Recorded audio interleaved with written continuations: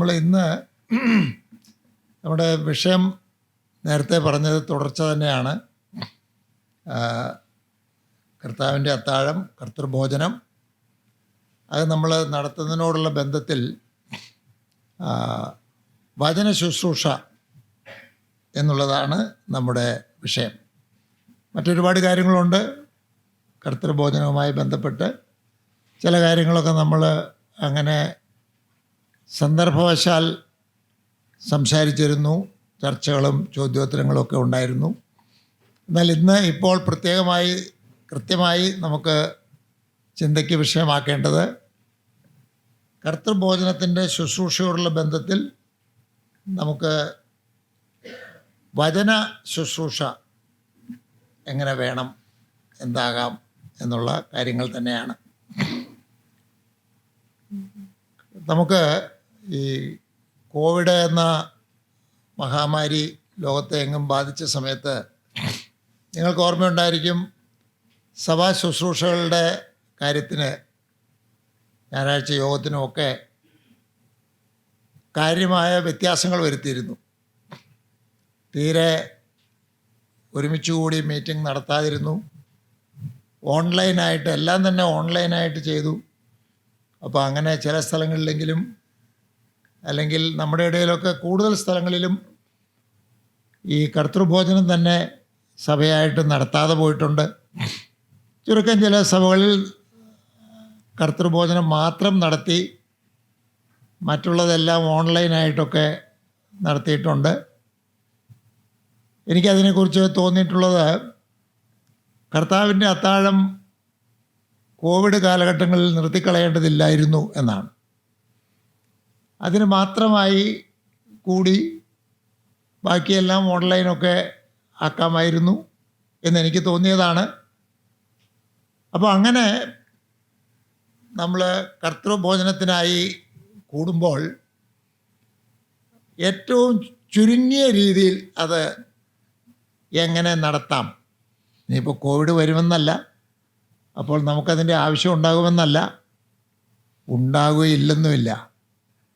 അവസാന കാലത്ത് വരുന്ന ഉപദ്രവങ്ങളെക്കുറിച്ച്, കഷ്ടകാലത്തെക്കുറിച്ചൊക്കെ പറയുമ്പോൾ അതുവരെ ഉണ്ടായിട്ടില്ലാത്തതും ഇനി ഉണ്ടാകാത്തതുമായ കഷ്ടങ്ങളെന്നൊക്കെ പറയുന്നതുകൊണ്ട്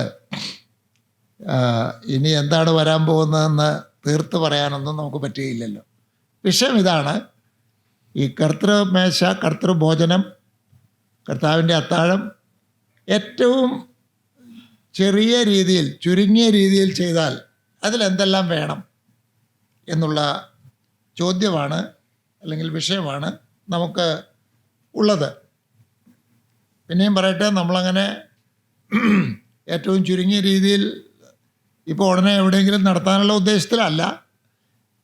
ഒരു വിശ്വാസികൾ ഒരുമിച്ച് കൂടി പ്രാർത്ഥിച്ച് അപ്പം മുറിച്ച് അത് ചെയ്യുന്ന ഒരു ശുശ്രൂഷ കർത്തൃഭോജനമാകണമെങ്കിൽ അതിലെന്തെല്ലാം ഉണ്ടായിരിക്കണം. സാധാരണ ക്രിസ്ത്യാനികളുടെ ഭാഷയിൽ പറഞ്ഞാൽ നീണ്ട കുർബാനയുണ്ട്, ചെറിയ കുർബാനയുണ്ട്, പാട്ട് കുർബാനയുണ്ട്, സ്പെഷ്യൽ കുർബാനയുണ്ട്. കാശ് വാങ്ങി ചെയ്യുന്ന ചില കുർബാനകളൊക്കെ അച്ഛന്മാരെക്കുറിച്ചൊക്കെ പറഞ്ഞു കേട്ടിട്ടുണ്ടായിരിക്കും. അവർ പെട്ടെന്ന് ചൊല്ലി തീർക്കും. എങ്കിലും അവർക്കും ഒരു നിയമമുണ്ട്. ഒരു കുർബാന ആവണമെങ്കിൽ, ഞാൻ അവരുടെ ഭാഷ ഉപയോഗിക്കുകയാണ്, എന്തെല്ലാം വേണം എന്നുള്ളതായ ചോദ്യമാണ്. അപ്പോൾ നമ്മെ സംബന്ധിച്ച് കർത്തൃഭോജനമാകണമെങ്കിൽ അതിൽ എന്തെല്ലാം അത്യാവശ്യമായിട്ടുണ്ടായിരിക്കണം. തീർച്ചയായിട്ടും കർത്തൃഭോജനത്തിൽ പാട്ട് വേണോ? സഭയിൽ പാട്ട് വേണമെന്നല്ല, ഈ കർത്തൃഭോജനം മിനിമമായി നടത്തുമ്പോൾ അതിലെ പാട്ട് നിർബന്ധമാണോ? കർത്താവ് പെസഹ കഴിച്ചാണല്ലോ, അതിൻ്റെ കൂടെയാണല്ലോ കർത്തൃഭോജനം സ്ഥാപിച്ചത്. അവിടെ അവർ ഒരു ഗാനം പാടിയതിന് ശേഷം ഒലിവുമലയിലേക്ക് പോയി എന്നെഴുതിയിട്ടുണ്ട്. അപ്പോൾ അവസാനം ഒരു പാട്ട് പാടി പിരിയുന്ന ഒരു രീതി യഹൂദന്മാർക്കുണ്ടായിരുന്നു. കർത്താവ് അത് അവലംബിച്ചു എന്ന് നാം കാണുന്നു. അപ്പോൾ അങ്ങനെ പറഞ്ഞാൽ ഒരുപക്ഷെ ഒരൊറ്റപ്പാട്ടിലും ഒന്നരപ്പാട്ടിലും ഒക്കെ കർത്തൃഭോജനം മാത്രമായി നടത്തുകയാണെങ്കിൽ നിർത്താൻ സാധിച്ചു എന്ന് വരും. ഒന്ന് പ്രാർത്ഥിച്ച് ആരംഭിക്കുന്നു, കർത്താവിൻ്റെ ആ ശുശ്രൂഷ കർത്താവ് ഏൽപ്പിച്ച സ്ഥാപന വചനങ്ങളുണ്ട്. 3 സുവിശേഷങ്ങളിലും കൊരിന്ത്യർ ലേഖനത്തിലും ഉള്ള കർത്താവ് ഈ ശുശ്രൂഷ ഏൽപ്പിച്ച സ്ഥാപിച്ചതിനെക്കുറിച്ചുള്ള വചനങ്ങൾ. പ്രാർത്ഥിച്ച് ഒരു പാട്ട് പാടിയോ പാടാതെയോ ആ വചനങ്ങളൊന്ന് വായിച്ച് ആ വചനത്തിൻ്റെ അർത്ഥം ചുരുങ്ങിയ വാക്കുകളിൽ പറഞ്ഞ് ഒരുങ്ങി വന്നിട്ടുള്ള വിശ്വാസികൾ ഒരുങ്ങിയിട്ടുണ്ടെന്ന് ഉറപ്പുവരുത്താനായി ചുരുങ്ങിയ വാക്കുകളിൽ സങ്കീർത്തനത്തെക്കുറിച്ച് പറഞ്ഞ പോലെ 5-10 മിനിറ്റുകൾ മാത്രം ഉപയോഗിച്ച് അത് ചെയ്ത് അപ്പവും വീഞ്ഞും അപ്പത്തിനു വേണ്ടിയും പ്രാർത്ഥിച്ച് സ്തോത്രം ചെയ്ത് എല്ലാവർക്കും കൊടുക്കുക. അതിനുശേഷം വീഞ്ഞിനു വേണ്ടി പ്രാർത്ഥിച്ച് സ്തോത്രം ചൊല്ലി എല്ലാവരും കുടിക്കുക. അതുപോലെ ഒരു ബൈബിളിലെ രീതിയിൽ നോക്കുമ്പോൾ ഒരു സ്നേഹവിരുന്നില്ലാതെ അങ്ങനെ അപ്പം മുറിക്കൽ നടന്നിട്ടില്ല. അപ്പോൾ ഒരു സ്നേഹവിരുന്നും കഴിക്കുക. ഇതൊക്കെ കഴിച്ചു വന്നാൽ ഒരു 10-45 മിനിറ്റിലെ പരിപാടി തീരും. വളരെ ചുരുക്കണമെങ്കിൽ 30 മിനിറ്റും ആക്കാം. എങ്കിലും വലിയ കുഴപ്പമില്ലാതെ ചെയ്താൽ 45 മിനിറ്റ്. 1 മണിക്കൂറുണ്ടെങ്കിൽ ഇത് മാത്രം നന്നായി ചെയ്യാം. ഒരു തിടുക്കവും ഇല്ലാതെ നമ്മളിപ്പോൾ ചെയ്യുന്ന പോലെയൊക്കെ ചെയ്യാം. ഞാൻ പറയുന്നത് ഈ അപ്പവും വീഞ്ഞും സ്നേഹവിരുന്നും കൂടെ ചേർത്ത് 1 മണിക്കൂർ സമയം മതിയാകുന്നതാണ്. പക്ഷേ നമ്മൾ ചിലപ്പോൾ 2 പാട്ട് പാടും. വചനത്തിൽ നിന്ന് ചില സഭകളിലൊക്കെ 2 പേര് ആലോചനകൾ പറയും. 2 പേരും 15 മിനിറ്റ് അങ്ങനെ 30 മിനിറ്റൊക്കെ സംസാരിക്കും. അങ്ങനെ നീണ്ടു പോകുന്നുണ്ട്. അത് തെറ്റാണെന്നല്ല ശരിയാണെന്നുമല്ല. ഇതിൻ്റെ ഒഴിച്ചുകൂടാൻ പറ്റാത്ത ഘടകങ്ങൾ എന്തൊക്കെയാണ്, അതാണ് ഞാൻ പറയാൻ ആഗ്രഹിച്ചത്. ഏതായാലും നമുക്ക് തിരിച്ച് നാം ചെയ്യുന്ന രീതികളിലേക്ക് വരാം. ഇപ്പോൾ കോവിഡൊന്നും ഇല്ലല്ലോ. നേരത്തെ പറഞ്ഞത് നിങ്ങളുടെ പൊതു അറിവിലേക്ക് ഇരിക്കട്ടെ. നാം സാധാരണ ചെയ്യുന്ന പതിവായി ചെയ്യുന്ന രീതിയിൽ ചെയ്യുമ്പോൾ നേരത്തെ പറയുകയുണ്ടായി, നമുക്ക് വചന ശുശ്രൂഷയിൽ കൂടെ നാം ഉദ്ദേശിക്കുന്നത് 2 കാര്യങ്ങളാണ്. ഒന്നെന്താണ്?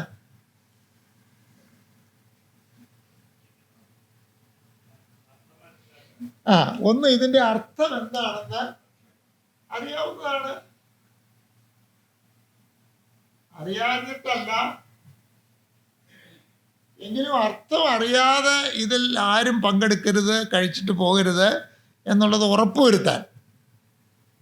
അതാണ് ഒരു കാര്യം. നാം വായിക്കുകയുണ്ടായി പുറപ്പാട് പുസ്തകത്തിൽ പെസഹയെക്കുറിച്ച് പറയുമ്പോൾ, പെസഹ കഴിക്കാൻ കുടുംബമായിട്ട് ഇരിക്കുന്ന സമയത്ത് അവരിൽ സാധാരണ കുട്ടികളാരെങ്കിലും ഒരാൾ ചോദിക്കും. എന്താണ് ചോദിക്കുന്നത്? ഇത് എന്ത് എന്ന് ചോദിക്കുമെന്നാണ്.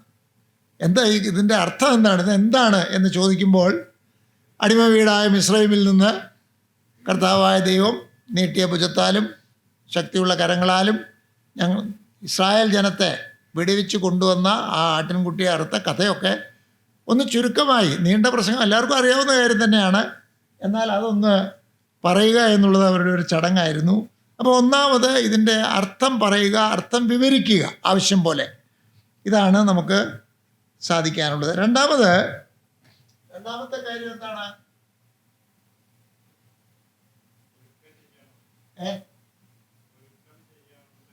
അതെ, സ്വയം പരിശോധന.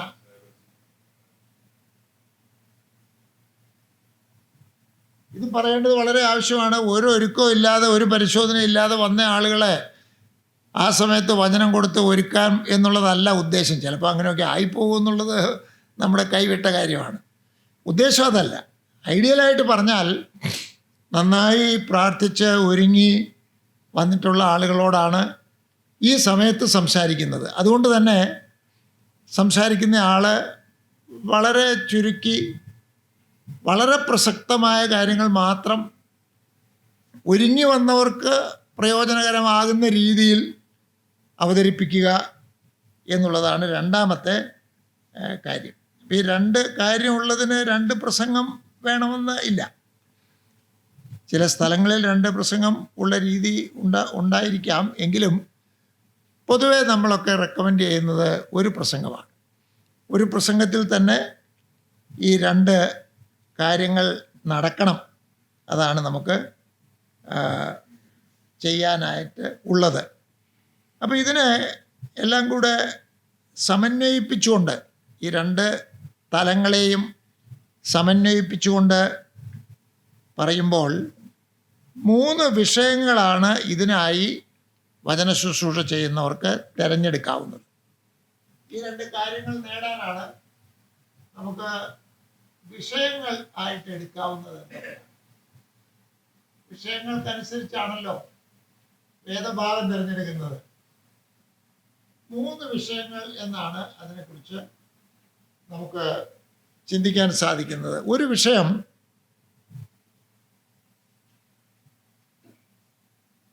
അപ്പം എടുത്ത് സ്തോത്രം ചൊല്ലി എന്നൊരു വാക്കുണ്ട്. അതുകൊണ്ട് സ്തോത്രം എന്നുള്ളതാണ് ഒരു വിഷയം. രണ്ടാമത്തെ വിഷയം എൻ്റെ ഓർമ്മയ്ക്കായി, ഓർമ്മ രണ്ടാമത്തെ വിഷയം. മൂന്നാമത്തെ വിഷയം, ഇത് തിന്നുകയും കുടിക്കുകയും ചെയ്യുമ്പോഴൊക്കെയും എൻ്റെ മരണത്തെ പ്രസ്താവിക്കും.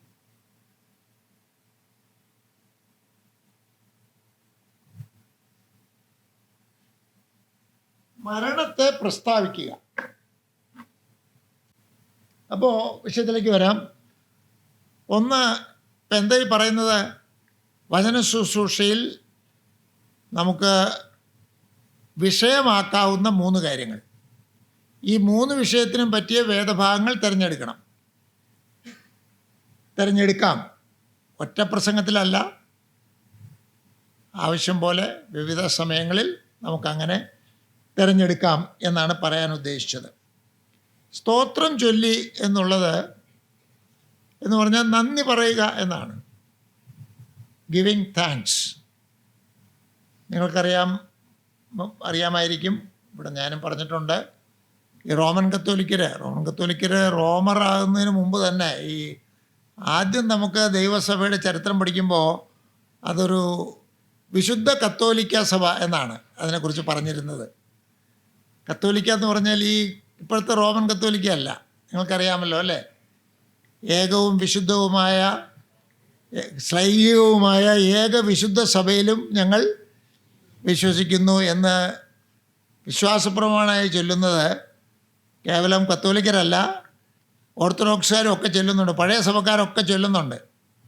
പക്ഷെ അന്ന് സഭ കാതോലികമായിരുന്നു, റോമനായിരുന്നില്ല. പിന്നീടാണ് അത് റോമിലേക്കും മറ്റ് സ്ഥലങ്ങളിലേക്കുമൊക്കെ പോയത്. അത് ചരിത്രം. ഇവരെല്ലാവരും ഈ ശുശ്രൂഷയ്ക്ക് കൊടുത്തിരിക്കുന്ന ബൈബിളിൽ ഇല്ലാത്ത, എങ്കിലും ബൈബിളിൽ വാക്കുണ്ട്, സ്തോത്രം, നന്ദി എന്നുള്ള വാക്കുണ്ട്. ആ വാക്കുപയോഗിച്ച് ഉണ്ടാക്കിയ ഒരു പദമാണ് യൂക്കാരിസ്റ്റ്. യൂക്കാരിസ്റ്റ് എന്ന് കേട്ടിട്ടില്ലേ?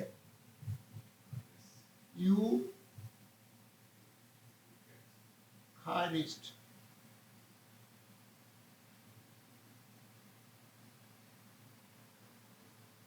യൂക്കാരിസ്റ്റ് ഗ്രീക്ക് വാക്കാണ്. നന്ദി പറയുക എന്ന അർത്ഥം നമുക്കതിനെ എടുക്കാം. അപ്പം നമുക്ക് വചനപ്രസംഗത്തിനായി ഉപയോഗിക്കാവുന്ന വിഷയങ്ങളിലൊന്ന് നന്ദി പറയുക എന്നുള്ളതിനാണ്. അപ്പോൾ ആ സമയത്ത് എന്തിനൊക്കെ നന്ദി പറയാം? ഈ ശുശ്രൂഷ ചെയ്യുന്നതിനോടുള്ള ബന്ധത്തിൽ നന്ദി പറയാൻ എന്താണ് നമുക്ക് വിഷയങ്ങളുള്ളത്? കർത്താവിന് നന്ദി പറയാൻ വിഷയദാരിദ്ര്യം എന്തായാലും ഇല്ലല്ലോ. ഒരുപാട് കാര്യങ്ങൾ ഓർത്ത് നമുക്ക് നന്ദി പറയാൻ സാധിക്കും.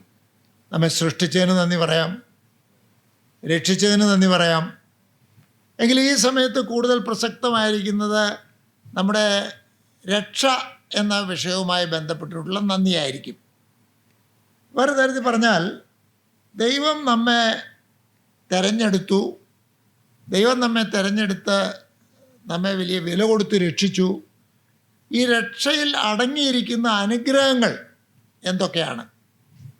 അത് പറഞ്ഞ് ദൈവത്തിന് നന്ദി പറയാൻ പറ്റിയ ഒരു സമയമാണ് ഇത്.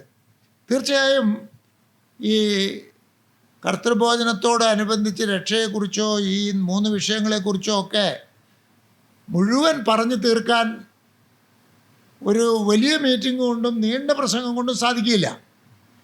പക്ഷേ വിശ്വാസികൾ ഇതൊക്കെ നന്നായി മനസ്സിലാക്കിയിരിക്കേണ്ടതാണ്.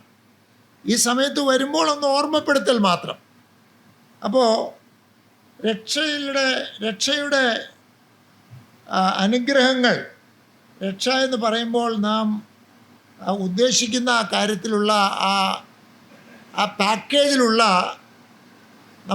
നമുക്ക് ലഭിച്ച നന്മകൾ എന്തൊക്കെയാണ് എന്നുള്ളത് ആ സമയത്ത് പറയുന്നത് നല്ലതായിരിക്കും. അങ്ങനെ നമ്മെ ഒരുങ്ങി നമുക്ക് ഇതിൽ നിന്ന് പങ്കെടുക്കുവാൻ സാധിക്കും എന്നാണ് അതിൻ്റെ ആശയം.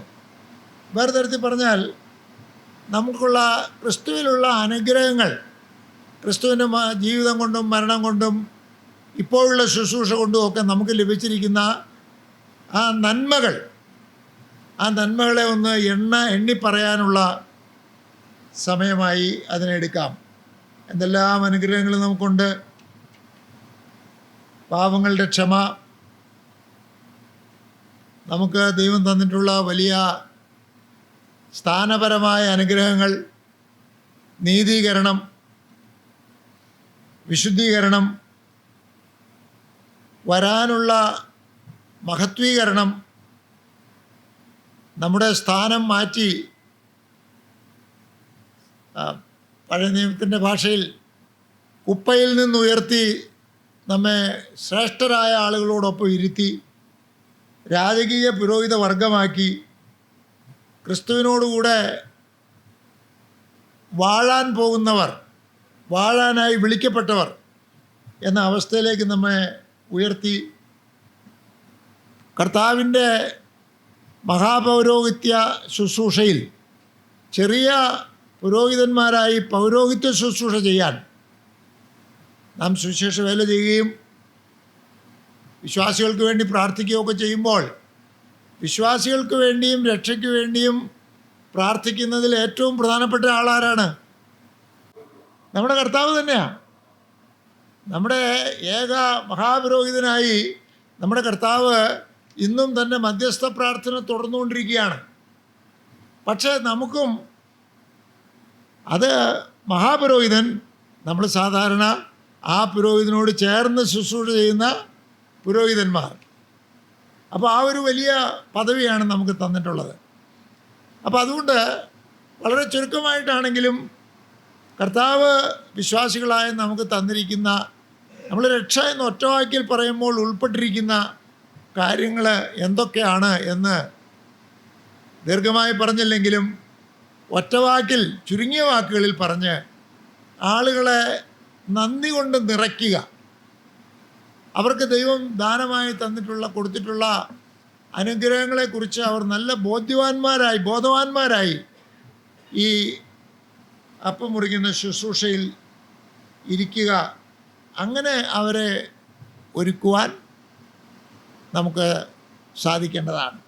അപ്പം ഞാൻ പറഞ്ഞ പോലെ ഇതാണ് വിഷയം എന്നുണ്ടെങ്കിൽ ആ വിഷയത്തിന് ഉചിതമായ വേദഭാഗങ്ങൾ, നമുക്ക് ധാരാളം വേദഭാഗങ്ങളുണ്ട്. വിശ്വാസികൾക്ക് ലഭിച്ചിരിക്കുന്ന അനുഗ്രഹങ്ങളെക്കുറിച്ച്, നമുക്ക് ക്രിസ്തുവിൽ വിശ്വസിക്കുന്നതിന് മുൻപ് നമ്മുടെ അവസ്ഥ എന്തായിരുന്നു, അതിനുശേഷം നമ്മുടെ അവസ്ഥ ഇപ്പോഴെന്താണ് എന്നിങ്ങനെയൊക്കെ തന്നെ കാണിക്കുന്ന ഒരുപാട് വേദഭാഗങ്ങൾ പുതിയ നിയമത്തിൽ വ്യക്തമായിട്ടും പഴയ നിയമത്തിലും ഒരുപാട് വേദഭാഗങ്ങൾ നമുക്കുണ്ട്. പഴയ നിയമത്തിൽ പറയുമ്പോൾ അതൊക്കെ സഭ എന്ന പേരിലല്ല, ഇസ്രായേൽ എന്നുള്ള പേരിൽ ആയിരിക്കും എന്ന് മാത്രമേ ഉള്ളൂ. അപ്പോൾ ആ ഒരു വിഷയമെടുത്ത് നമുക്ക് ആ സമയത്തേക്കുള്ള ലഘുപ്രസംഗം തയ്യാറാക്കാൻ സാധിക്കും. അങ്ങനെ ഇതിൽ നിന്ന് പങ്കെടുക്കുന്നവർ നന്ദി നിറഞ്ഞവരായി ദൈവം അവർക്ക് ദാനമായി നൽകിയ വലിയ സ്ഥാനങ്ങളെക്കുറിച്ച് ബോധ്യമുള്ളവരായി ഇരിക്കുമ്പോൾ അത് ഒരുക്കത്തോടു കൂടിയുള്ള അപ്പം മുറിക്കലാണ്. രണ്ടാമത്തെ ഒരു തീം വിഷയമായി നമുക്ക് തിരഞ്ഞെടുക്കാവുന്നത് ഈ ഓർമ്മയുമായി ബന്ധപ്പെട്ടതാണ്. ഓർമ്മയുമായി ബന്ധപ്പെടുക എന്നുള്ള വാക്ക് നിങ്ങൾ ഓർക്കുന്നുണ്ടായിരിക്കും. ഞാൻ കഴിഞ്ഞ പ്രാവശ്യം പറഞ്ഞിരുന്നു, എൻ്റെ ഓർമ്മയ്ക്കായി ഇത് ചെയ്യുവിൻ എന്നാണ് കൃത്യമായ വാക്ക്. എൻ്റെ ഓർമ്മയ്ക്കായി ഇത് ചെയ്യുവിൻ. അത് നന്നായി എക്സിക്യൂട്ട് ചെയ്ത് വ്യാകരണമൊക്കെ നോക്കി നന്നായി പഠിക്കേണ്ട ഒരു പദമാണ്. എന്നാൽ അതിലേക്ക് ഇപ്പോൾ നമ്മൾ പ്രവേശിക്കുന്നില്ല. ഞാൻ നേരത്തെ പറഞ്ഞ കാര്യം മാത്രം ഒന്ന് ആവർത്തിക്കാൻ ആഗ്രഹിക്കുന്നു. അതായത് ഇവിടെ ഓർമ്മയ്ക്കായി എന്ന് പറഞ്ഞിരിക്കുന്നതിന് എന്നെ ഓർക്കാനായി എന്ന് ചിന്തിക്കരുത്. അത് വളരെ ലളിതമായി പോവും, അത് അപര്യാപ്തമായി പോവും. എന്നെ ഓർക്കാനായി ഇത് ചെയ്യണമെന്ന് പറഞ്ഞാൽ ഒരു വിശ്വാസി ഇത് അപ്പം മുറിച്ചില്ലെങ്കിൽ കർത്താവിനെ മറന്നു പോകുമോ? അങ്ങനെയില്ലല്ലോ. അങ്ങനെ മറന്നു പോവുകയില്ല. തീർച്ചയായിട്ടും നമ്മൾ ആരും മറന്നു പോവുകയില്ല. അപ്പോൾ അതല്ല, എൻ്റെ ഓർമ്മയ്ക്കായി എന്നുള്ളതിന് കൂടുതൽ വിശാലമായ അർത്ഥമുണ്ട് എന്നുള്ളത് നാം അങ്ങനെയാണ് ധരിക്കുന്നത്. അപ്പോൾ എന്താണ് ഈ ഓർക്കൽ? ഓർമ്മ എന്ന് പറയുമ്പോൾ എന്നെ ഓർത്തുകൊണ്ട് എന്നല്ല എന്ന് ഞാൻ പറഞ്ഞു. ചിലരൊക്കെ നമുക്ക് ഈ എഴുതിയ പ്രാർത്ഥനാ പുസ്തകങ്ങളില്ലാത്തതുകൊണ്ടായിരിക്കും ചിലപ്പോഴൊക്കെ പറയുന്നത്, കർത്താവെ അപ്പത്തെ ഓർക്കുവാൻ അവസരം തന്നതുകൊണ്ട് സ്തോത്രം എന്നാണ്. പാനപാത്രത്തെ ഓർക്കുവാൻ, നിൻ്റെ രക്തത്തെ ഓർക്കുവാൻ. രക്തത്തെ ഓർക്കാം, ആ അപ്പത്തെ അന്ന് കർത്താവ് 2000 കൊല്ലം മുമ്പ് നിന്ന് അപ്പത്തെ ഓർക്കാം. പക്ഷെ അതല്ല ഇവിടെ ചെയ്യുന്നത്. ഈ ഇരിക്കുന്ന അപ്പത്തെ ഓർക്കുകയുമല്ല. അപ്പത്തിന് അർത്ഥമുണ്ട്, നമ്മളത് പറഞ്ഞു കഴിഞ്ഞു. കർത്താവിൻ്റെ ശരീരത്തിൻ്റെ ഒരു പ്രതീകമാണ്, ചിഹ്നമാണ്. പാനപാത്രത്തിന് അർത്ഥമുണ്ട്, അതിലുള്ള മുന്തിരിയുടെ ഫലം, വീഞ്ഞ്, അത് കർത്താവിൻ്റെ ക്രൂശിൽ ചൊരിഞ്ഞ രക്തത്തിൻ്റെ അടയാളമാണ്, അല്ലെങ്കിൽ പ്രതീകമാണ്. പക്ഷെ രക്തത്തെ ഓർക്കുക എന്നല്ല അവിടെ പറയുന്നത്. എൻ്റെ ഓർമ്മയ്ക്കായി എന്നാണ് കർത്താവ് പറയുന്നത്. ഓർമ്മയ്ക്കായി എന്നുള്ള വാക്ക് ഓർമ്മപ്പെടുത്തൽ,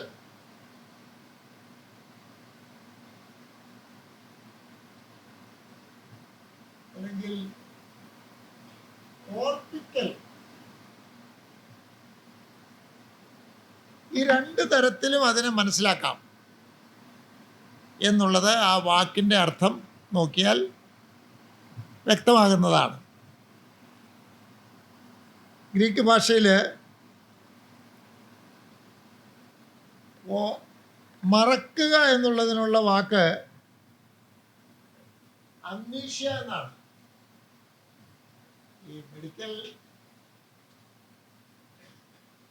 ഭാഷയിൽ ഉപയോഗിക്കുന്ന ഒരു വാക്കാണ്.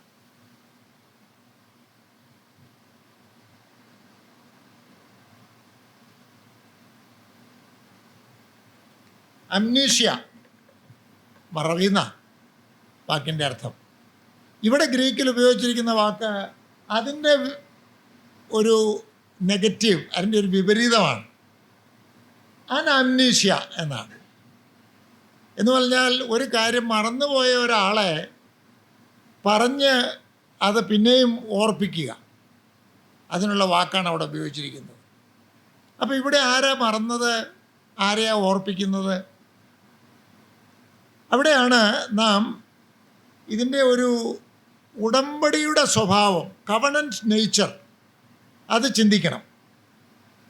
ഇത് ഈ ഓർപ്പിക്കപ്പെടുന്ന ആളുകൾ, കക്ഷികൾ ആരാണ്? ദൈവവും ദൈവത്തിൻ്റെ സഭയുമാണ്. ദൈവം താൻ തിരഞ്ഞെടുത്ത തൻ്റെ ജനത്തോട്, ദൈവസഭയോട് ഒരു ഉടമ്പടി വെച്ചു. ഉടമ്പടി എന്ന് പറയുമ്പോൾ ദൈവം പറഞ്ഞു, എന്താ പറഞ്ഞത്? ഞാൻ നിങ്ങൾക്ക് ദൈവമായിരിക്കും. അതിൽ പെടാത്ത ഒന്നുമില്ലല്ലോ. സൃഷ്ടി, സ്ഥിതി, സംഹാരം എല്ലാം അതിൽ പെടുന്നു. നിങ്ങൾക്ക് വേണ്ടതെല്ലാം ഞാൻ ചെയ്തു തരും. എന്നെ വിട്ട് നിങ്ങൾക്ക് വേറൊരു ആവശ്യം ഉണ്ടാകുകയില്ല. അപ്പോൾ അതിൽ പാപക്ഷമ വന്നു, ദൈനംദിന ഭക്ഷണം വന്നു, ദീർഘായുസ് വന്നു, നിത്യജീവൻ വന്നു, വരാത്തതൊന്നുമില്ല.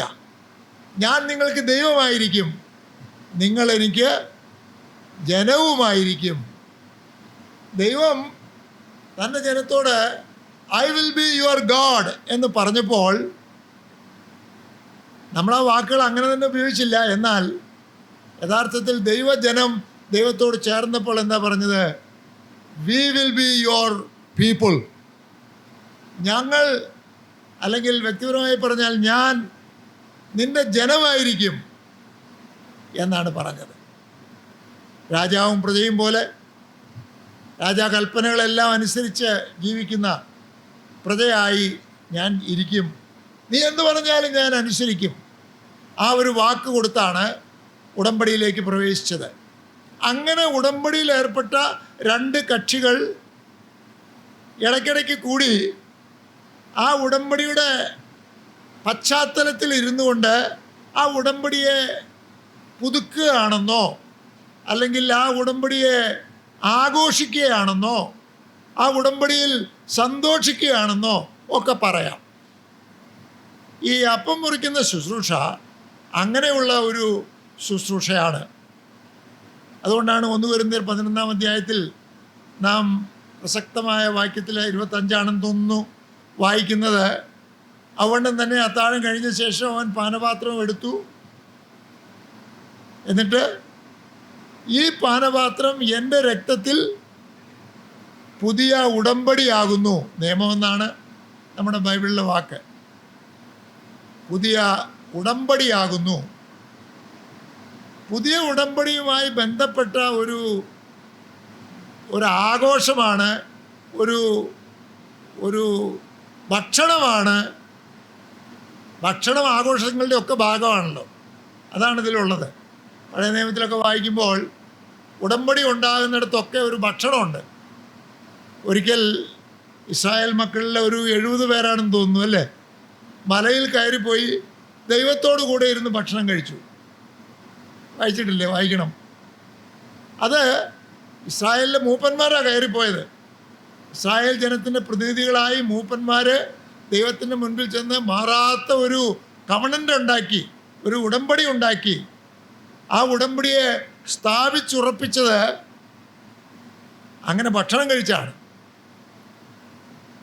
അങ്ങനെയാണല്ലോ നമ്മളും നമ്മുടെ നാട്ടിലൊക്കെ പ്രധാനപ്പെട്ട കാര്യങ്ങളൊക്കെ കഴിക്കുമ്പോൾ രാഷ്ട്രത്തലവന്മാരാണെങ്കിലും കല്യാണത്തിന് വധുപക്ഷവും വരൻ്റെ പക്ഷവും ആണെങ്കിലും ഒരു ഭക്ഷണം കഴിച്ചാൽ അതൊക്കെ ഉറപ്പിക്കുന്നത്.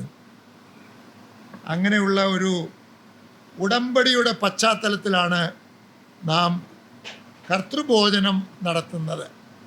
അപ്പോൾ അത് പറഞ്ഞത് ഉടമ്പടി ആയതുകൊണ്ട് ഈ ഓർക്കലിൻ്റെ അർത്ഥം അവിടെ മനസ്സിലാകും. ഓർക്കുന്നു, ഓർപ്പിക്കുന്നു, ഇത് രണ്ടും ഉണ്ട് അവിടെ.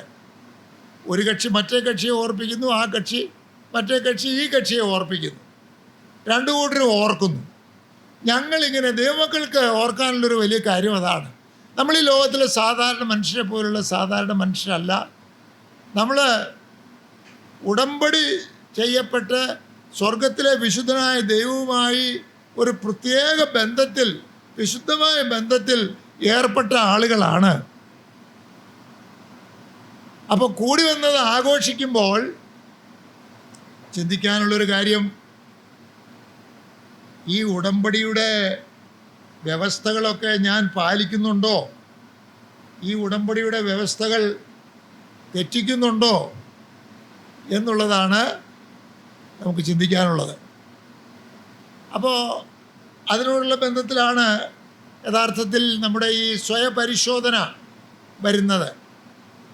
എന്നെ ദൈവം വിളിച്ചു, എന്നെ അനുഗ്രഹിച്ചു, അതിന് നന്ദി പറയുന്നു. അത് ഒന്നാമത്തെ വിഷയം. രണ്ടാമത്തെ വിഷയം, അതിൽ ഞാൻ എത്ര വിശ്വസ്തനായിരുന്നു. മറുഭാഗമുണ്ട് ദൈവത്തിൻ്റെ വിശ്വസ്തതയെക്കുറിച്ച് പ്രത്യേകിച്ച് പറയാനും ചിന്തിക്കാനും ഒന്നുമില്ല, എങ്കിലും പറയേണ്ടതാണ്.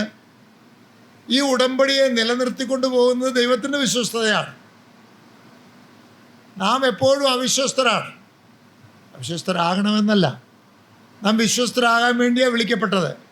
എങ്കിലും നമ്മുടെ അവിശ്വസ്തതയിലും ദൈവം വിശ്വസ്തരായി തുടരുന്നത് കൊണ്ട് നമുക്ക് നമ്മുടെ ഉടമ്പടി പരാജയപ്പെട്ടു പോവുകയില്ല. ഈ ഉടമ്പടി പരാജയപ്പെട്ടു പോകാവുന്ന ഉടമ്പടിയല്ല, അത് ദൈവത്തിൻ്റെ വിശ്വസ്തതയാണ്. അതുകൊണ്ട് ദൈവത്തിൻ്റെ വിശ്വസ്തതയെ ആഘോഷിക്കുന്ന ഒരു സമയം കൂടിയാണ് നമ്മുടെ ഈ ഒരുമിച്ചുള്ള കർത്തൃഭോജനം എന്ന് പറയുന്നത്. അതുകൊണ്ട് ഈ സമയത്ത് വേദവാക്യങ്ങൾ തിരഞ്ഞെടുക്കുമ്പോൾ നാം ഇത് ഭക്ഷിക്കുന്ന വിശ്വാസികൾ എത്രത്തോളം വിശ്വസ്തരായിരുന്നു എന്ന് സ്വയം പരിശോധിക്കാൻ ഉതകുന്ന രീതിയിലുള്ള വചനങ്ങൾ എടുക്കുന്നത് നല്ലതാണ്. അത് എവിടെ നിന്നാണ് വചനങ്ങളൊക്കെ എടുക്കുന്നതെന്ന് ചോദിച്ചാൽ, ഒരു പുസ്തകത്തിൽ ഞാൻ വായിച്ചത് ഇതിലേറ്റവും പ്രയോജനകരമായിട്ടുള്ളതും ആ പുസ്തകത്തിൻ്റെ എഴുത്തുകാരൻ ഉപയോഗിക്കുന്നതുമായൊരു മാർഗം 10 കൽപ്പനകളെ എടുക്കുന്നു എന്നാണ്. 10 കൽപ്പനകൾ നമുക്ക് എല്ലാവർക്കും അറിയാം. പക്ഷേ 10 കൽപ്പനകൾ വായിച്ച് ധ്യാനിച്ച് അതിൻ്റെ അടിസ്ഥാനത്തിൽ നമുക്ക് സ്വയം പരിശോധിക്കാൻ പറ്റുമോ? ഒന്നാമത്തെ കൽപ്പനയിൽ എന്താ പരിശോധിക്കാനുള്ളത്? ഞാൻ നിൻ്റെ ദൈവമാകുന്നു, ഞാനല്ലാതെ വേറെ ദൈവം നിനക്കുണ്ടാകരുത്. അപ്പോൾ നമ്മൾ ആലോചിക്കുമ്പോൾ കഴിഞ്ഞ ആഴ്ചയിൽ വേറെ ദൈവം വല്ലതും ഉണ്ടായിട്ടുണ്ടോ? അങ്ങനെ ആലോചിക്കേണ്ട ആവശ്യമുണ്ടോ? ആവശ്യമുണ്ട് പ്രിയപ്പെട്ടവർ. ഈ വേറെ ദൈവം എന്ന് പറയുന്നത് ഈ കല്ലും മണ്ണും അങ്ങനെ വിഗ്രഹങ്ങളും മൂർത്തികളുമായിട്ടുള്ള ദൈവങ്ങളാകണമെന്നില്ല. ദൈവത്തിൻ്റെ ഒരു നിർവചനം എന്ന് പറയുന്നത് നമ്മുടെ ജീവിതത്തിൽ നാം എന്തിനാണോ ഏറ്റവും മുന്തിയ സ്ഥാനം നൽകിയിരിക്കുന്നത് അതാണ് നമ്മുടെ ദൈവം. ഇത് ഞാൻ ഉണ്ടാക്കി പറയുന്നതല്ല. പൗലോസ് അപ്പോസ്തലൻ പറയുന്നുണ്ട്, ചില ദുരവ്യഷ്ടാക്കന്മാരെ കുറിച്ച് പറയുമ്പോൾ അവരുടെ ദൈവം വയറ്. അപ്പോൾ അവരുടെ ദൈവം വയറായിരുന്നെങ്കിൽ, വയറെന്ന് പൗലോസിന് പറയാമെങ്കിൽ, നമ്മുടെയൊക്കെ ആരുടെയെങ്കിലും ദൈവം വയറായി തീരാനുള്ള സാധ്യതയില്ലേ? വയറിന് വേണ്ടി, ഭക്ഷണത്തിന് വേണ്ടി ആയിക്കൂടെ? ഒരു ദൈവമേ പാടുള്ളൂ. അത് ആകാശഭൂമികളെ സൃഷ്ടിച്ച് മിസ്രയീമിൽ നിന്ന്, അല്ലെങ്കിൽ നമ്മെ സംബന്ധിച്ച് പാപത്തിൽ നിന്ന് നമ്മൾ വെടിവിച്ച ദൈവമാണ്. വേറെ ആരെങ്കിലും എപ്പോഴെങ്കിലും എൻ്റെ ദൈവമായി പോയിട്ടുണ്ടോ എന്ന് പരിശോധിക്കേണ്ടത് ആവശ്യമാണ്. കർത്താവ് ഒരിക്കൽ പറഞ്ഞു, മത്തായി എഴുതിയ സുവിശേഷത്തിലുണ്ട്, ദൈവത്തെയും മാമോനെയും ആർക്കും സേവിപ്പാൻ കഴിയുകയില്ല. ദൈവത്തെ സേവിക്കാം, മാമോനെ സേവിക്കാം, രണ്ടും കൂടെ ഒരുമിച്ച് സേവിക്കാൻ കഴിയില്ലെന്നാണ് പറഞ്ഞത്. എന്താണ് മാമോൻ സേവ? മാമോൻ സേവ എന്ന് പറഞ്ഞാൽ പണം, സമ്പത്ത്, ധനം. എങ്ങനെയാണ് ധനത്തിനെ സേവിക്കുന്നത്? ധനം സമ്പാദിക്കാൻ വേണ്ടി ദൈവത്തിൻ്റെയോ ദൈവത്തിൻ്റെ കൽപ്പനകളെയോ ഒന്നങ്ങോട്ട് സൈഡിലേക്ക് വെക്കുമ്പോഴാണ് നാം മാമോൻ സേവകരായി മാറുന്നത്. ഒരു കാലത്ത് യഹൂദന്മാരെ സംബന്ധിച്ചിടത്തോളം കർത്താവിനെ, മിസ്രയീമിൽ നിന്ന് വിടുവിച്ച കർത്താവിനെ, ആ ദൈവത്തെ അവർ വിഗ്രഹാരാധനയൊക്കെ നടത്തിയിരുന്നെങ്കിലും ചിലപ്പോൾ ഒക്കെ വന്നിട്ടുണ്ടെങ്കിലും ഈ ദൈവത്തെ വിടാതെയാണ് ചെയ്തുകൊണ്ടിരുന്നത്. അതുകൊണ്ട് ക്രിസ്ത്യാനികളായ നമ്മളും ഇനി ഈ ബൈബിളിലെ ദൈവം ദൈവമല്ല എന്ന് പറഞ്ഞു പോകാനുള്ള സാധ്യത വളരെ കുറവാണ്. സാധ്യത എന്തിനാണ്? ആ ദൈവത്തെ അങ്ങ് സൈഡിലേക്ക് വെച്ചിട്ട്, ആവശ്യം പോലെ സൈഡിലേക്ക് വെച്ചിട്ട്, ദൈവത്തിനുള്ള ഒന്നാം സ്ഥാനം ജീവിതത്തിലും സഭയിലും ജീവിതത്തിലും ചിന്തയിലും ഒക്കെ വേണ്ടാന്ന് വെച്ചിട്ട് മറ്റ് സാധനങ്ങൾ വരികയാണ്. ധനമാകാം, വയറാകാം, വേറെ കീർത്തിയും പെരുമയുമാകാം. അതുകൊണ്ട് ഒന്നാമത്തെ കൽപ്പന സ്വയപരിശോധനയ്ക്ക് നല്ല കൽപ്പനയാണ്. നമ്മളൊക്കെ അതിൽ വീണു പോയിട്ടുണ്ടാകാൻ സാധ്യതയുള്ള കൽപ്പന. രണ്ടാമത്തെ കൽപ്പന എന്താണ്? രണ്ടാമത്തെ കൽപ്പന അത് തന്നെ, വിഗ്രഹം. ഒരു വിഗ്രഹത്തെ ഉണ്ടാക്കരുത്, വിഗ്രഹ ആരാധന പാടില്ല, മൂർത്തി പൂജ പാടില്ല. അത് നമ്മൾ ക്രിസ്ത്യാനികളല്ലേ മിക്കവാറും ഒക്കെ, അല്ലെങ്കിൽ രക്ഷിക്കപ്പെട്ട് കുറേ കാലം ആയതല്ലേ. അപ്പോൾ അതുകൊണ്ട് നമ്മൾ എന്ത് ചെയ്യുക? ഉടനെ അത് വെട്ടുകളെ, അതിൻ്റെ ആവശ്യമില്ല, മൂന്നാമത്തേലേക്ക് പോകും അല്ലേ. പക്ഷെ എന്താണ് വിഗ്രഹം?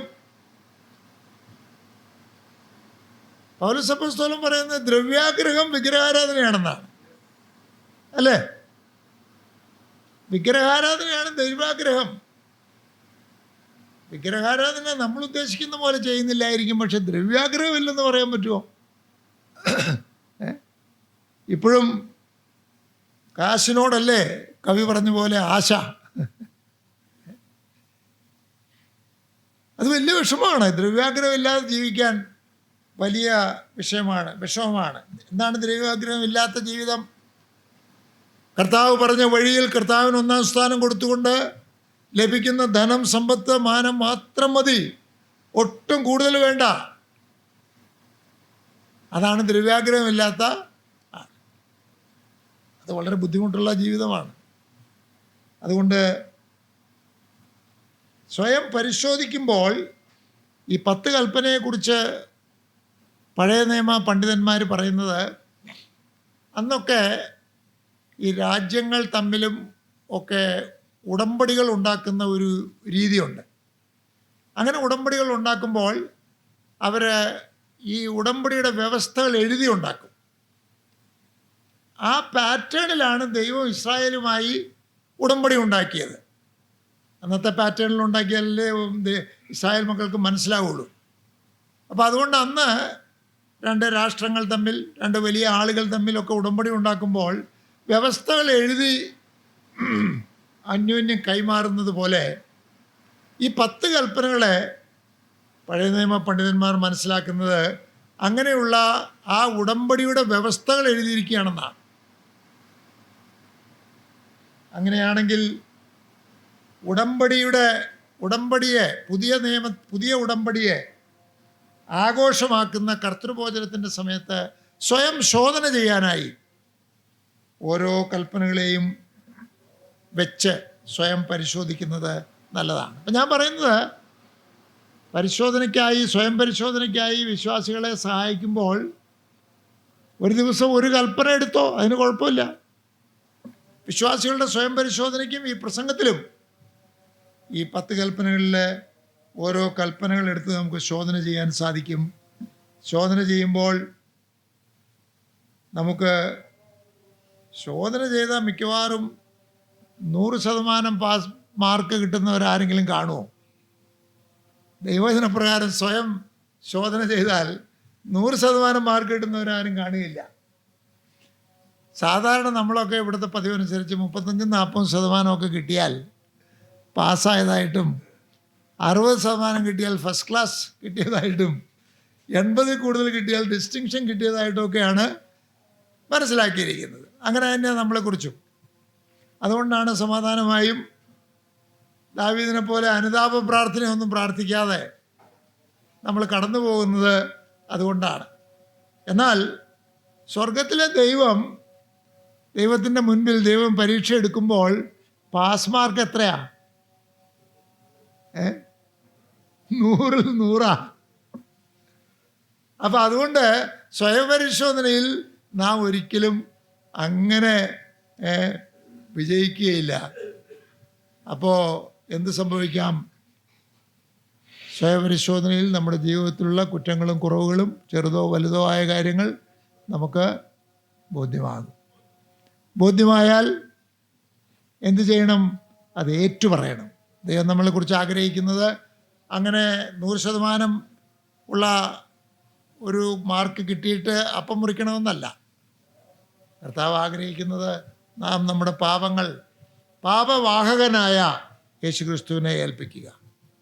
യേശു നമ്മുടെ രക്ഷകനായി നമ്മളോട് കൂടെയുണ്ട്. അങ്ങനെ ഏറ്റുപറയുക, പാപം ഏറ്റുപറയുക. അങ്ങനെയാണ് ഇതിനായിട്ട് ഒരുങ്ങുന്നത്.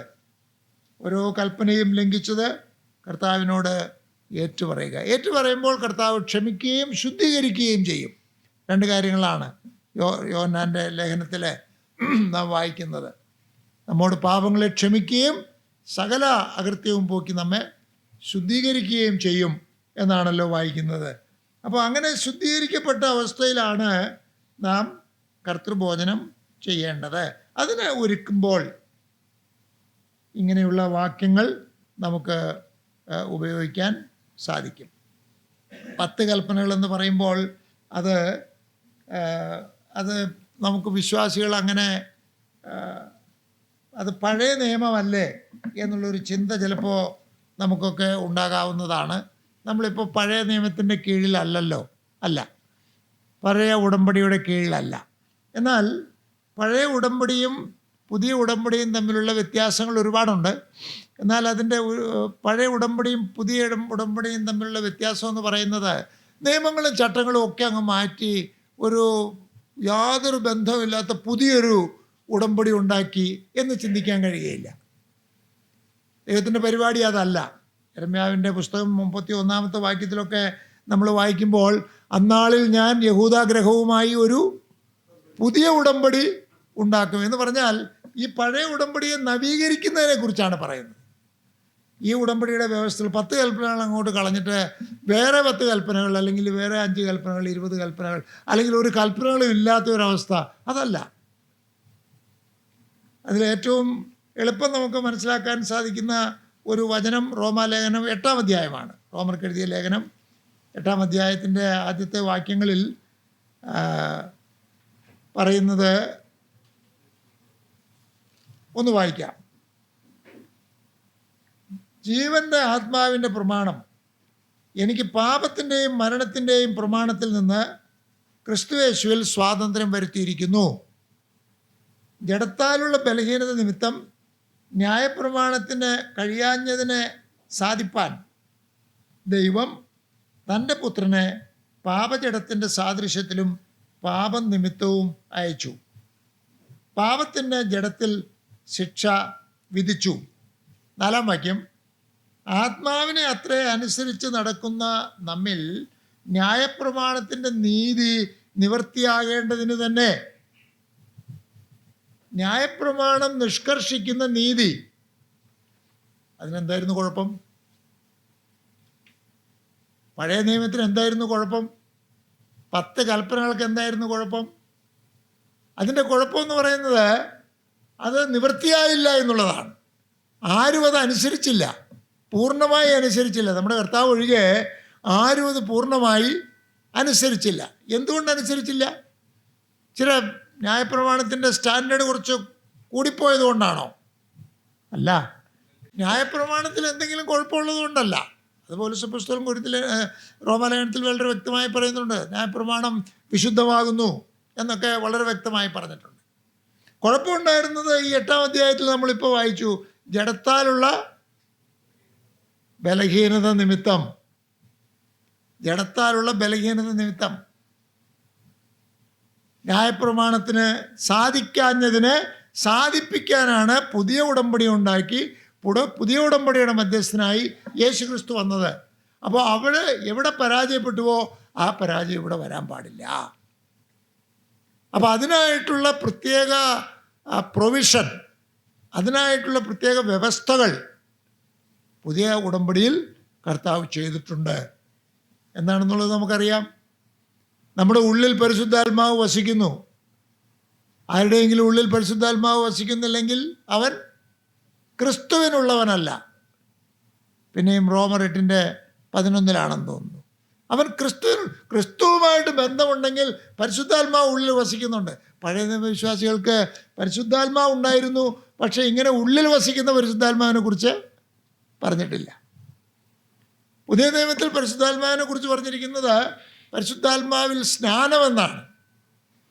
പരിശുദ്ധാത്മാവിൽ മുങ്ങി, സ്നാനം എന്ന് പറഞ്ഞാൽ പരിശുദ്ധാത്മാവിൽ മുങ്ങുകയാണ്. മുങ്ങ മാത്രമല്ല, മുങ്ങി കുടിക്കുകയും ചെയ്യുക എന്നാണ്. ഇപ്പോൾ 12-ാം അധ്യായത്തിൽ 1 കൊരിന്ത്യർ 12-ാം അധ്യായത്തിൽ ആത്മാവിനെ പാനം ചെയ്തു വിരിക്കുന്നു. അപ്പോൾ പരിശുദ്ധാത്മാവിൻ്റെ ഒരു അനുഗ്രഹ സമൃദ്ധിയാണ് പുതിയ ഉടമ്പടിയിലുള്ളത്. അപ്പോൾ അതുകൊണ്ട് ഞാനിതൊക്കെ പറയുന്നത് എന്തിനാണ്? കർത്താവിൻ്റെ ന്യായപ്രമാണം ആർക്കും നടപ്പിലാക്കാൻ നിവർത്തിക്കാൻ പറ്റാത്ത ന്യായപ്രമാണം ക്രിസ്തു നടപ്പിലാക്കി നിവൃത്തിയാക്കി ഉത്തമനായി താൻ എല്ലാ കൽപ്പനകളും അനുസരിച്ച് ജീവിച്ചു. പക്ഷെ അത് മാത്രമല്ല, ആ നീതിയെക്കുറിച്ച് പറയുന്നത് എന്താണ്? ആ ന്യായപ്രമാണത്തിൻ്റെ നീതി നമ്മിൽ നിറവേറേണ്ടതിന് തന്നെ. ജഡത്തെ അല്ല, ആത്മാവിനെ എത്ര അനുസരിച്ച് നടക്കുന്ന നമ്മിൽ. കണ്ടോ രക്ഷയുടെ പ്ലാൻ കണ്ടോ? അന്ന് നിറവേറാതിരുന്നത് ഇന്ന് നമ്മിൽ നിറവേറണം. എന്തുകൊണ്ട് നിറവേറണം? പഴയ നിയമ വിശുദ്ധന്മാരെക്കാൾ നമ്മൾ കൂടുതൽ യോഗ്യതയുള്ളവരോ വലിയവരോ മഹാന്മാരോ ആയതുകൊണ്ടല്ല. പിന്നെ എന്താണ് കാരണം? കാരണം നാം പുതിയ ഉടമ്പടിയിലാണ്. നാം ജഡത്തെ അനുസരിച്ചല്ല, ആത്മാവിനെ അനുസരിച്ചത്രേ നടക്കുന്നത്. ഈ ലോകത്തിലെ മനുഷ്യരെല്ലാവരും ജഡത്തെ അനുസരിച്ചാണ് നടക്കുന്നത്. രക്ഷിക്കപ്പെടാത്തൊരു മനുഷ്യൻ്റെ ജീവിതം എന്ന് പറഞ്ഞാൽ ജഡത്തെ അനുസരിച്ച ജീവിതമാണ്. തൻ്റെ ജഡത്തിൽ, തൻ്റെ വ്യക്തിത്വത്തിൽ ജന്മനാ താൻ എന്താണോ അതിൽ എന്തൊക്കെയോ നല്ലതെന്ന് തോന്നുന്നു, ശരിയെന്ന് തോന്നുന്നു, തനിക്ക് ഇഷ്ടപ്പെടുന്നു, അങ്ങനെ ജീവിക്കുന്നു. ദൈവമക്കളായ നമ്മുടെ ജീവിതം വ്യത്യസ്തമാകുന്നത് ജഡത്തെ അനുസരിച്ചല്ല, ആത്മാവിനെ അത്ര അനുസരിച്ച് ജീവിക്കും. ഗലാത്യർ 5:24 ക്രൂശിക്കപ്പെട്ടു. വിശ്വാസികൾ ജഡത്തെക്കുറിച്ച് പറയുന്നത് ജഡ അഭിലാഷങ്ങളോടുകൂടെ ക്രൂശിക്കപ്പെട്ടു എന്ന്. ക്രൂശിക്കപ്പെട്ടു എന്ന് വെച്ചാൽ മരിച്ചു. ജഡത്തെ കുരിശിൽ കൊന്നുകളഞ്ഞു. അങ്ങനെ നാം ജഡത്തിലാണ് ജീവിക്കുന്നത്. ജഡത്തെ ഉന്മൂലനം ചെയ്യാനൊന്നും നമുക്ക് പറ്റുകയില്ല. എന്നാൽ ജഡത്തെ അനുസരിച്ച് നടക്കാതെ ആത്മാവിനെ അനുസരിച്ച് നടക്കുക, ഇതാണ് നോർമൽ ക്രിസ്ത്യൻ ലൈഫ്. ഒരു സാമാന്യമായ ക്രിസ്തീയ ജീവിതം എന്ന് പറയുന്നത് ഇതാണ്. അപ്പോൾ നമ്മളിപ്പോൾ ഈ ശുശ്രൂഷയുമായിട്ട് എന്താ ബന്ധം? പുതിയ ഉടമ്പടിയിൽ വന്നിരിക്കുന്ന നമ്മളെ പുതിയ ഉടമ്പടി ആഘോഷിക്കാനായി, പുതിയ ഉടമ്പടിക്ക് വേണ്ടി നന്ദി പറയാനായി, പുതിയ ഉടമ്പടിയെ ഒന്ന് പുതുക്കാനായി ഭക്ഷണമൊക്കെ ഒരുക്കി വന്നിരിക്കുന്ന നാം തീർച്ചയായും പങ്കെടുക്കുന്നതിന് മുൻപ് ഒന്ന് സ്വയം പരിശോധിക്കണം. ഞാൻ വ്യവസ്ഥകൾ പാലിച്ചു വന്ന ആളാണോ? തോറ്റോട്ടെ, കുഴപ്പമില്ല, അതിന് പരിഹാരമുണ്ട്. പാലിക്കപ്പെടാത്ത പ്രശ്നങ്ങൾ നമ്മുടെ ജീവിതത്തിൽ വരുമ്പോൾ അത് കർത്താവിനോട് ഏറ്റുപറഞ്ഞാൽ കർത്താവ് നമ്മെ കഴുകി ശുദ്ധിയാക്കി ഹിമം പോലെ വെളുപ്പിച്ച് ഒരു പാപവും ചെയ്യാത്ത ആളെപ്പോലെ നമ്മളെ ആക്കും. എന്നിട്ടാണ് അപ്പം മുറിക്കേണ്ടത്.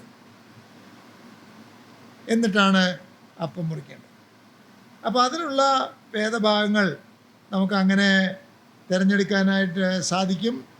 ദൈവവചനത്തിൽ നമ്മുടെ ഈ ഉടമ്പടിയിൽ, പുതിയ ഉടമ്പടിയെക്കുറിച്ച് പറയുമ്പോൾ അവിടെയാണ് ഈ ഓർപ്പിക്കലും ഓർമ്മപ്പെടുത്തലും ഒക്കെ ഉള്ളത്. എൻ്റെ പ്രിയപ്പെട്ടവരെ, നാം ഓർക്കുന്നത് രക്തത്തെ ഓർക്കുന്നു, ശരീരത്തെ ഓർക്കുന്നു എന്നുള്ളത് അങ്ങനെയല്ല. അതിനേക്കാളേറെ ഓർക്കരുതെന്നല്ല, ഓർക്കുമല്ലോ. അതിനേക്കാളേറെ നാം കർത്താവുമായി ഉടമ്പടിയിൽ ഏർപ്പെട്ടവരാണ്. അതാണ് നാം ഓർക്കേണ്ടത്. നാം അതിൽ എത്രത്തോളം വിശ്വസ്തരായിരുന്നു എന്നുള്ളതാണ് നാം ഓർക്കേണ്ടത്. അത് കർത്താവിനെ സംബന്ധിച്ചിടത്തോളം ഇതൊരു ഓർമ്മപ്പെടുത്തലുമാണ്. അതാണ് ഞാൻ രണ്ടാമത്തെ അർത്ഥം എഴുതിയത്. ഓർമ്മപ്പെടുത്തലുമാണ്. ഓർമ്മപ്പെടുത്തലിനെ കുറിച്ച് പറഞ്ഞല്ലോ. നോഹയുടെ കാലത്ത് ജലപ്രളയത്തിലെല്ലാം നശിച്ചതിന് ശേഷം ഇനി ഭൂമിയെ ജലപ്രളയം കൊണ്ട് നശിപ്പിക്കുകയില്ല എന്ന് ദൈവം വാഗ്ദത്തം ചെയ്തു. അതൊരു കവണൻ്റാണ്, ഒരു ഉടമ്പടിയാണ്. നോഹ വഴി ലോകത്തോട് മുഴുവൻ ചെയ്തൊരു ഉടമ്പടിയാണ്. അത് ദൈവം പാലിക്കും. ഒരടയാളം കൊടുത്തു, മഴവില്ല്. ഈ മഴവില്ല് മേഘങ്ങളിൽ കാണുമ്പോൾ എന്താ പറഞ്ഞത്? ഞാൻ ഓർക്കും. ദൈവം തന്നെ പറഞ്ഞു, ഞാൻ ഓർക്കും. അതുപോലെ നമുക്ക് പറയാം, ദൈവമക്കൾ കർത്തൃദിവസം കൂടിയിരുന്ന് കർത്തൃഭോജനം കഴിക്കുമ്പോൾ ഞാൻ ഓർക്കും. നാം ദൈവത്തെ, നമ്മുടെ കർത്താവിനെ ഓർമ്മപ്പെടുത്തുകയാണ്. അങ്ങനെ ചില വാക്യങ്ങളുണ്ടല്ലോ. കർത്താവെ വേഗം വരേണമേ. വാക്കുകളില്ലാതെ കർത്താവെ വേഗം വരേണമേ, നീ ആരംഭിച്ച രക്ഷ എന്ന് പറയുന്ന പരിപാടി പൂർത്തിയാക്കണമേ, എനിക്ക് പൂർണ്ണ രക്ഷ തരണമേ എന്നൊക്കെയുള്ള, പുതിയ ആകാശവും ഭൂമിയും വരണമേ, നിൻ്റെ ഇഷ്ടം സ്വർഗത്തിലെ പോലെ ഭൂമിയിലും ആകണമേ എന്നൊക്കെ വാക്കുകളില്ലാതെ പ്രാർത്ഥിക്കുകയാണ് നമ്മൾ എന്ത് ചെയ്യുന്നത്? അപ്പം മുറിക്കുന്നത്. അപ്പം മുറിക്കുന്ന ശുശ്രൂഷ ഓർമ്മപ്പെടുത്തലാണ്.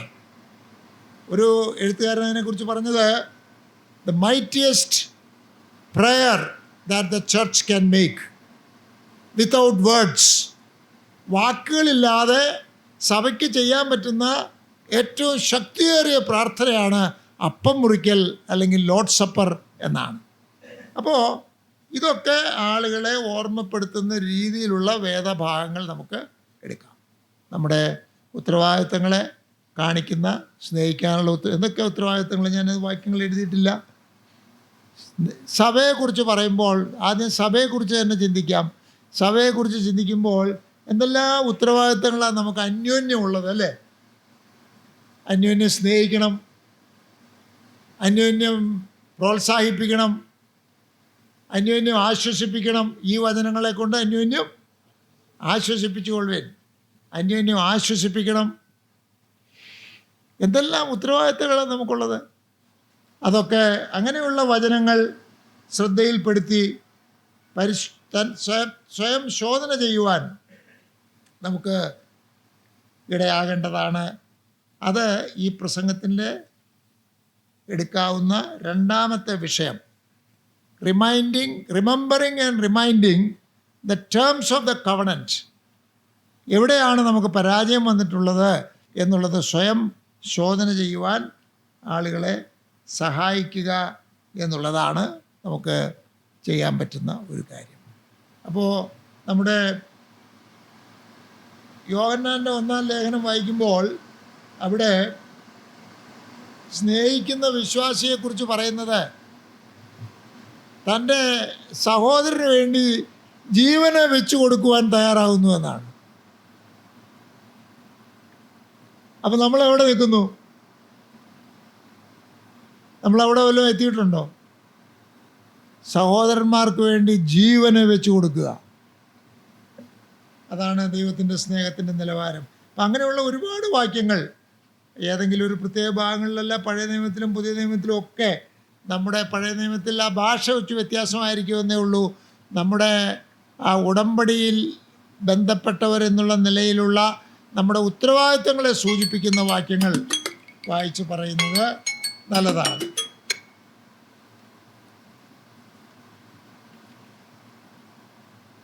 മൂന്നാമത്തെ വിഷയത്തിലേക്ക് വരാം. മൂന്നാമത്തെ വിഷയം ക്രിസ്തുവിൻ്റെ മരണത്തെ പ്രസ്താവിക്കുന്നു എന്നുള്ളതാണ്. മരണത്തെ പ്രസ്താവിക്കുന്ന ഒരു ശുശ്രൂഷയാണ് കർത്തൃഭോജനം. കർത്തൃഭോജനത്തിൽ 1 കൊരിന്ത്യർ 11-ാം അധ്യായത്തിൽ നിന്നാണല്ലോ വാക്യം എടുത്തിട്ടുള്ളത്. 26-ാമത്തെ വാക്യമാണെന്ന് തോന്നുന്നു. ഈ അപ്പത്തിൽ നിന്നുകയും പാനപാത്രത്തിൽ നിന്ന് കുടിക്കുകയും ചെയ്യുമ്പോഴൊക്കെയും കർത്താവ് വരുവോളം അവൻ്റെ മരണത്തെ പ്രസ്താവിക്കുന്നു എന്നാണ്. അവൻ്റെ മരണത്തെ പ്രസ്താവിക്കുന്നു. കർത്താവിൻ്റെ മരണത്തെ പ്രസ്താവിക്കണം എന്നല്ല, അങ്ങനെ അല്ല, കർത്താവിൻ്റെ മരണത്തെ പ്രസ്താവിക്കുന്നു എന്നാണ്. അപ്പോൾ എന്താ രണ്ടും തമ്മിൽ വ്യത്യാസം? അപ്പം നിന്നെയും പാനപാത്രം കുടിക്കുമ്പോഴേക്കും നിങ്ങൾ കർത്താവിൻ്റെ മരണത്തെ പ്രസ്താവിക്കണം എന്നാണ് പറഞ്ഞിരുന്നതെങ്കിൽ നമ്മൾ എന്ത് ചെയ്യണം?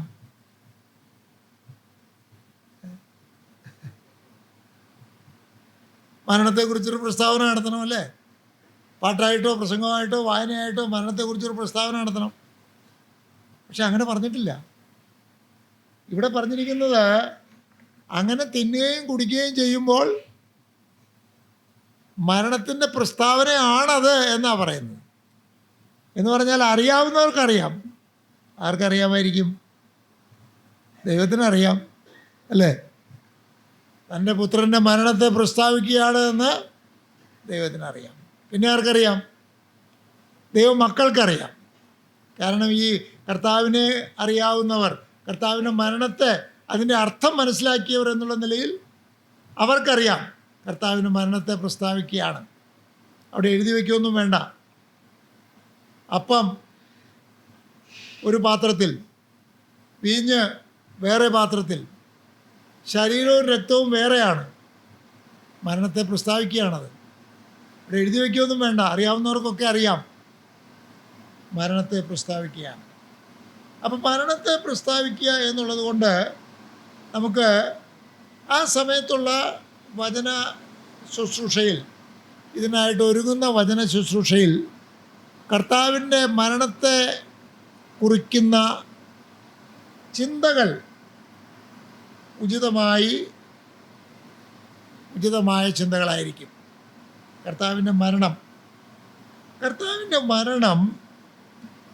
അദ്വിതീയമാണ്. അതുപോലൊരു മരണം വേറെ ആർക്കുമില്ല.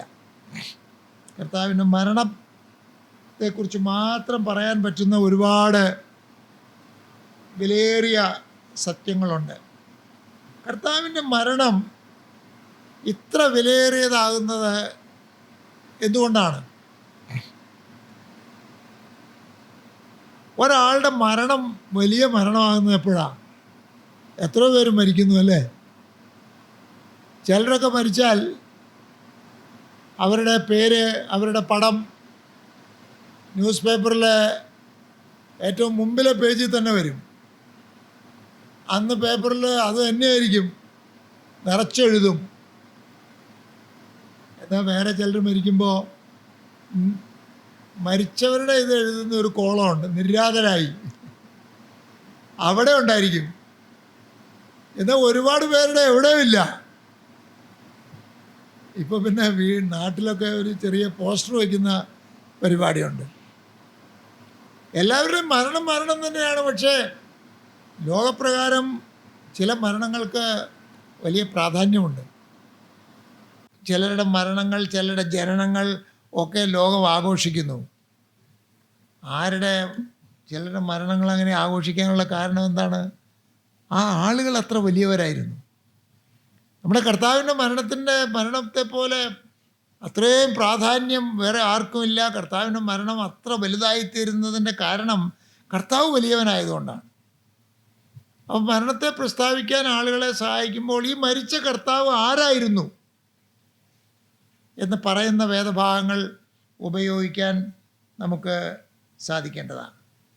ഈ കർത്താവിൻ്റെ വലിപ്പം കാണിക്കാൻ നമുക്ക് സാധിക്കേണ്ടതാണ്.